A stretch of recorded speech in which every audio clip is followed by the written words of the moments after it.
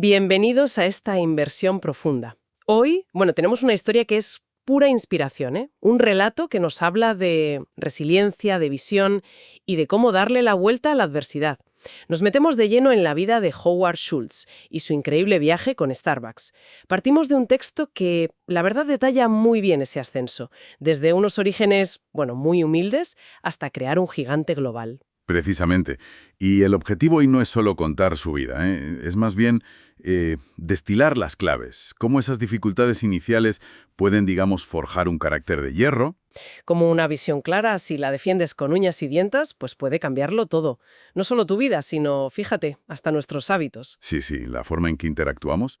Vamos a ver cómo Schultz convirtió esas heridas de la infancia en un propósito que movió montañas, o cafeterías. Pues venga, despleguemos el mapa de esta aventura. Vamos a desgranar esos momentos clave, las decisiones valientes y las lecciones que nos deja. ¿Listos para sentir esa inspiración? Para descubrir cómo se construye un sueño taza a taza, incluso. Empezando casi sin nada. ¿Vamos allá? Empecemos por el principio, por las raíces, que creo que aquí son fundamentales para entenderlo todo. Sí, Howard Schultz. Nace en Brooklyn, Nueva York, año 53. El texto lo describe creciendo en un barrio de viviendas sociales. Un entorno, de mucha precariedad. Sí, la familia luchaba bastante, ¿eh? El padre, veterano del ejército, iba saltando de un trabajo mal pagado a otro. Conductor, obrero, taxista. Lo típico, ¿no? Sin estabilidad. Nada. Nunca consiguió esa seguridad laboral, esa red que hoy quizá damos más por sentada en empleos dignos. Y esa figura del padre es crucial, ¿verdad? Schultz cuenta, según la fuente, el impacto brutal que le causó verle sufrir un accidente laboral. Sí. Se quedó incapacitado. Sin trabajo, sin seguro médico, sin indemnización, nada. Qué duro. Ver esa desesperación, esa sensación de invisibilidad, la pérdida de dignidad en tu propio padre, eso no fue solo algo que vio, fue una herida profunda que se le quedó grabada. Es tremendo pensar cómo algo tan doloroso, tan personal, vivido de niño, puede ser la semilla de algo tan grande. Ya, pero no cultivó resentimiento, ¿eh? Fue más bien como una promesa interior. Exacto. Él mismo lo dice, ¿no?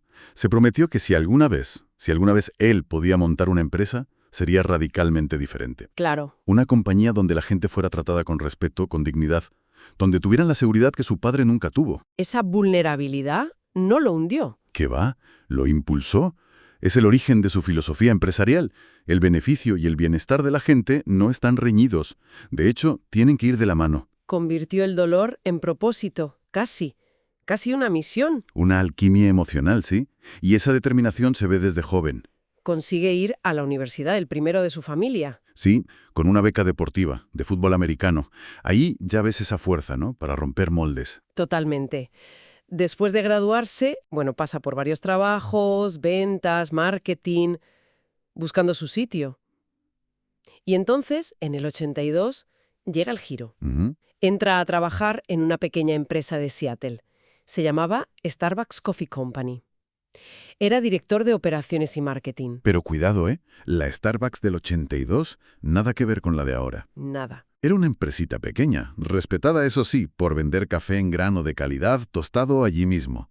Vendían cafeteras, filtros... Para puristas, casi. Muy de nicho, sí. No servían bebidas hechas, no había sofás, no era un sitio para quedarte. Hasta que llega el momento Eureka. El viaje a Italia. Exacto. Un viaje de trabajo enviado por Starbucks. Y allí, no solo prueba un espresso increíble. Tiene una revelación, cultural casi. Descubre los bares de espresso italianos. Y lo que ve le fascina. Claro, es que no son solo sitios para tomar café rápido y ya está. Son el corazón de la vida social. Pura vida. Llenos de gente, de conversación, de camaradería. Ve cómo el barista conoce a los clientes, cómo la gente se junta, charla, crean comunidad alrededor del café. Es un ritual. El teatro de la vida cotidiana, como dicen. Y ahí su mente conecta todo. De forma brillante, sí. La chispa. Ve el potencial dormido de Starbucks. Piensa, ¿esto es lo que falta en Estados Unidos? No solo el café bueno. No, la experiencia, el rollo, el sentido de comunidad que ha visto en Italia. Quiere transformar Starbucks de una tienda de granos a a un lugar de encuentro. Una extensión del hogar y la oficina.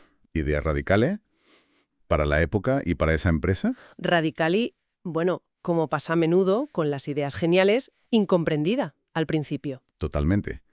Se lo cuenta a los fundadores originales, los hermanos Baldwin, Gordon Bowker, con todo el entusiasmo del mundo. Y ellos, Nada, no lo ven. no. Temen que meterse a bar, a restaurante, diluya la esencia de la marca, el rollo purista del café en grano. Querían seguir como estaban. Sí. Y aquí vemos otra vez de qué pasta está hecho Schulz. Porque, a ver, ante una negativa así, muchos se habrían conformado o frustrado. Pero él no. Él estaba convencidísimo de su visión. Le apasionaba tanto esa idea de la experiencia del café que, bueno, toma una decisión súper audaz. Y arriesgada. Deja Starbucks, Pero no para rendirse. sino para demostrar que tenía razón. Va a por todas. Busca financiación, que debió ser dificilísimo, ¿eh? Convencer a inversores de apostar por una idea que los propios fundadores habían rechazado. Tela. Y en 1986 monta su propia cadena de cafeterías, inspirada en Italia, claro. La llama Il Giornale. Se la juega. Pone todo en la línea por su visión. Consigue el capital, ¿eh? A pesar del escepticismo, de las puertas cerradas, es un ejemplo de perseverancia, de fe ciega en su idea. Y el Giornale empieza a funcionar, empieza a recrear esa atmósfera italiana. Y la historia, bueno, le da la razón de forma espectacular. Porque solo un año después, en el 87, surge una oportunidad increíble. Los fundadores de Starbucks deciden vender. Increíble. Y Schulz, ahora sí, con el respaldo de inversores que ya veían el éxito de Il Giornale, Que ya se lo creían más, claro. consigue reunir el dinero, unos 3.8 millones de dólares de la época, y compra Starbucks. Es de película, ¿eh? Totalmente. Ahora sí, tiene las riendas, puede implementar su gran visión, fusiona Il Giornale con Starbucks y empieza la revolución. Es que es eso. El empleado que se fue porque no le dejaron, vuelve como dueño para darle la vuelta a todo. Y a partir de ahí, la expansión es, lo que decías antes, meteórica. Una explosión. Puf. De esas pocas tiendas en Seattle a una presencia global masiva. Más de 30.000 tiendas en decenas de países. Cambió el paisaje urbano, cambió nuestros hábitos con el café para siempre. Sí, sí. Pero insistamos en esto que es clave, y el texto lo recalca mucho. No era solo crecer por crecer. No, había un propósito detrás. Exacto. Y ahí entra ese concepto que él popularizó, el tercer lugar. El third place. Ni casa, el primero, ni el trabajo, el segundo. Eso es, un espacio intermedio, acogedor, accesible, donde la gente pudiera conectar, trabajar, relajarse, leer, sentirse parte de una comunidad informal. Quería que Starbucks fuera eso, ¿no? Es el refugio cotidiano, ese punto de encuentro neutral. Y lo consiguió. Vaya si lo consiguió. Transformó la percepción de la cafetería. De ser un sitio de paso a ser un destino. Creó una categoría nueva. Y mientras creaba esos espacios para la comunidad, estaba construyendo también esa empresa diferente, la que le había prometido a su padre, en silencio. Ahí es donde todo conecta. Su historia personal y la estrategia empresarial. Es lo más potente, yo creo. Sí, es conmovedor. Totalmente. Porque desde el principio Schulz pone en marcha políticas laborales que eran, revolucionarias para el sector servicios. Y para la época. Recordándolo de su padre, claro. Ofrece cobertura sanitaria completa a todos sus empleados, incluso a los que trabajaban a tiempo parcial. Con que hicieran más de 20 horas semanales, ya tenían seguro. Impensable en hostelería o tiendas en ese momento. Inaudito. Y no solo eso. El programa Beanstalk. Exacto. Opciones sobre acciones de la compañía para los empleados. Los convertía en partners, en socios, así insistía en llamarlos. Quería que sintieran la empresa como suya, que participaran del éxito que ellos mismos ayudaban a crear. Buscaba dignificar el trabajo, darles esa seguridad, ese sentido de pertenencia que su padre nunca tuvo. Y esto, ojo, no era solo buen corazón, ¿eh? Era también una estrategia de negocio súper inteligente. Brillante, aunque naciera de una convicción muy profunda, sí. Entendió que empleados cuidados, motivados, comprometidos, iban a dar mejor servicio. Reduciría la rotación, que es altísima en ese sector. Claro. Y al final construirían una marca más fuerte, más rentable. Demostró que tratar bien a la gente no es un coste, es una inversión, con un retorno enorme, humano y financiero. Es la materialización de aquel propósito que nació del dolor infantil. Impresionante. Sí lo es, repasando toda esta historia, el material que hemos visto saca unas lecciones vitales, casi universales, diría yo. Sí, que resuenan mucho. La primera, un mensaje contra el determinismo. Tu origen no marca tu destino. Schulz viene de la humildad más absoluta, sin recursos, sin contactos. Pero su visión, su disciplina de hierro, su negativa a rendirse, le permitieron superar todo eso. Es un faro de esperanza, ¿no? Nos dice que el potencial humano puede romper las barreras de clase, de pobreza. La segunda lección es quizás la más profunda.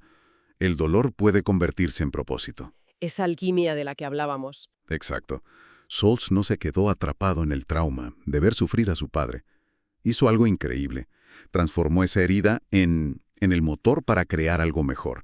No solo para él, para miles de personas. Nos enseña que las experiencias difíciles, si las procesamos bien, si las canalizamos, pueden ser nuestra mayor fuente de fortaleza, de motivación para impactar positivamente.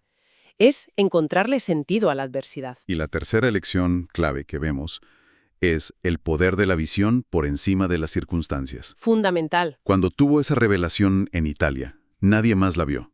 Los fundadores no creyeron, los inversores dudaron. Pero él se aferró a esa imagen mental, a lo que Starbucks podía ser, esa comunidad, esa experiencia. Con una convicción, a prueba de bombas, perseveró contracorriente, guiado por esa visión que iba mucho más allá de lo que se veía en ese momento. Nos recuerda que tener una visión clara, audaz, es el primer paso para crear una realidad diferente. Y estas tres claves, superar el origen, transformar dolor en propósito, mantener la visión contra viento y marea, creo que van más allá de lo empresarial. Son principios de vida. Totalmente. Hablan de resiliencia, de buscar un significado, de nuestra capacidad para no ser solo espectadores, sino arquitectos de nuestro futuro. Hay una fuerza inspiradora enorme en ver cómo esto se hace realidad en una historia tan concreta. Tan potente. Te invita a pensar, ¿no?, en tus propias adversidades y visiones. Desde luego. Absolutamente. Así que bueno, la próxima vez que entremos en un Starbucks, da igual en qué ciudad del mundo, más allá del café que pidamos, quizá podamos dedicar un segundo a recordar esta historia, que detrás de ese logo verde hay un viaje personal increíble. Un testimonio de lucha contra la pobreza, de humildad, ¿sí? Pero sobre todo de una capacidad de superación y de visión que desafía los límites. Es la prueba de que una persona con una idea y una determinación férrea puede cambiar el mundo, o al menos un trocito. Sin duda alguna, la trayectoria de Howard Schultz es un recordatorio muy potente de que los sueños, por grandes que parezcan, necesitan acción, necesitan coraje y una dosis enorme de persistencia. Especialmente cuando la cosa se pone difícil. Claro, cuando surgen las dudas, cuando el entorno no te apoya. El éxito más profundo, como sugiere esta historia, no se mide solo en logros personales o en dinero. Va más allá. Se mide en la huella positiva que dejamos en los demás, en cómo ayudamos a construir algo que aporta valor, más allá de nosotros mismos. Esa es, quizá, la forma más auténtica de trascender. Y con esa reflexión tan potente, cerramos esta inmersión.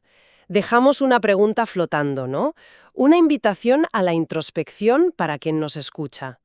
¿Qué dificultad, qué dolor, qué desafío que quizás estés viviendo ahora mismo podría, si lo miras de otra forma, con valentía, con creatividad, convertirse en la fuente inesperada de tu propio propósito?